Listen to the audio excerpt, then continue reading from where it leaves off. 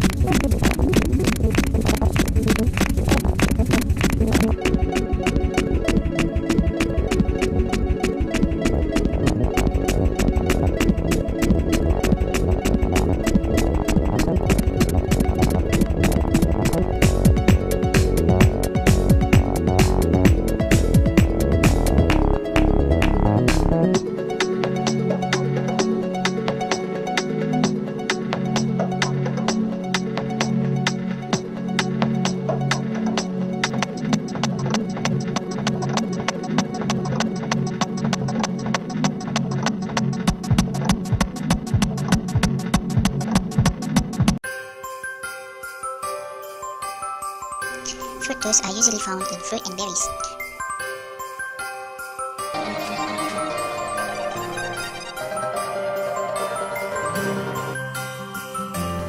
For galactose sugar, it is usually used for milk and milk products.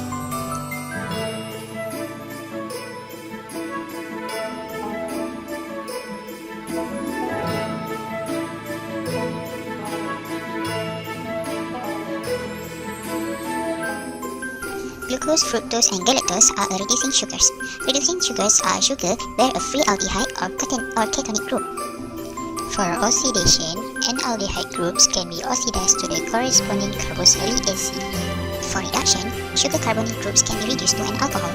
Sugar alcohols are widely used in chewing gums. For example, glucose is oxidized to sorbitol, a less sweet humectant, can be added in high concentration without crystallizing.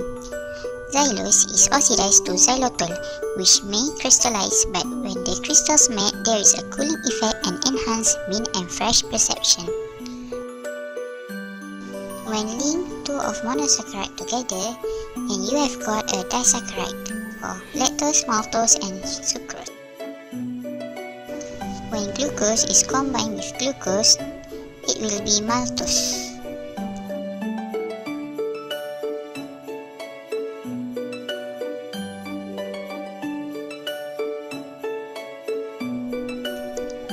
Moreover, when glucose molecules are linked with galactose, it will be lactose.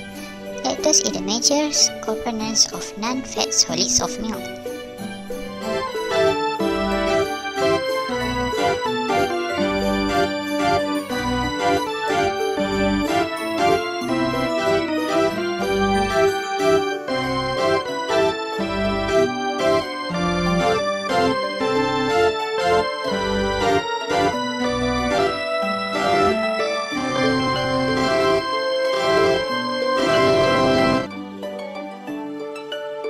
While glucose are combined with fructose, which can be found in fruits and berries, it will be sucrose.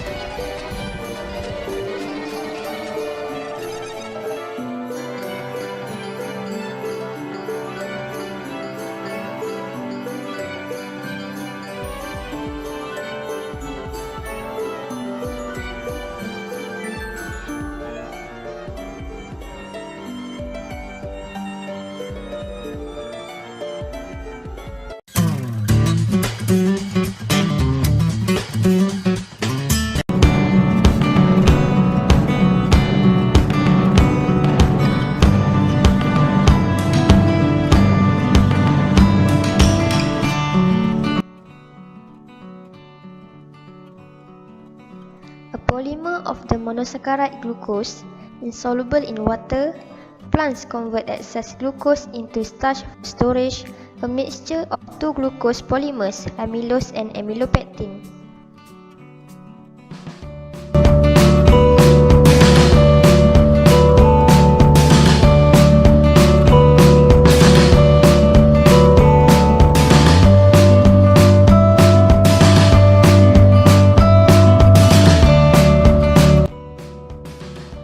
Amylose is a linear polymer of glucose. Amylose is one of the two components of starch, the other being amylopectin. Amylose is soluble in water.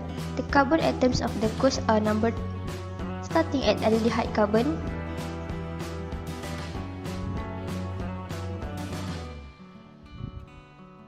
In amylose, the first carbon on the glucose molecule is linked to the fourth carbon of the next glucose molecule covalent bond.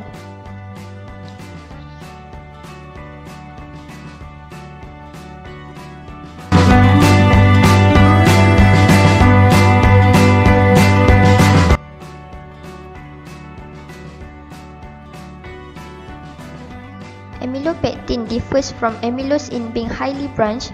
At approximately every 30th residue along the chain, a short side chain is attached to the 6th carbon atom.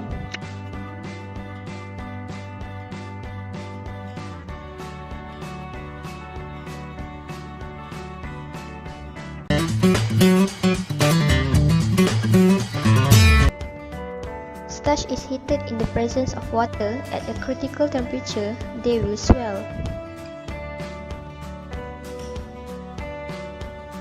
Amylose is progressively leached out as temperature is increased.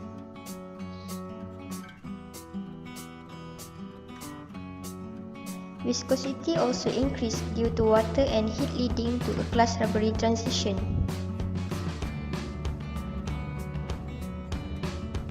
A softer rubber can no longer hold the crystalline region in place. They rapidly melt and the granule swells and soaks up a huge water. More amylose leach out during this process. The swollen, partially leached granules are known as ghost amount of water. Viscosity will decrease as the swollen granules are ruptured if it is allowed to heat for a prolonged period. If the swollen granules are allowed to cool, it will gel and the viscosity increase. This is due to amylose retrogradation.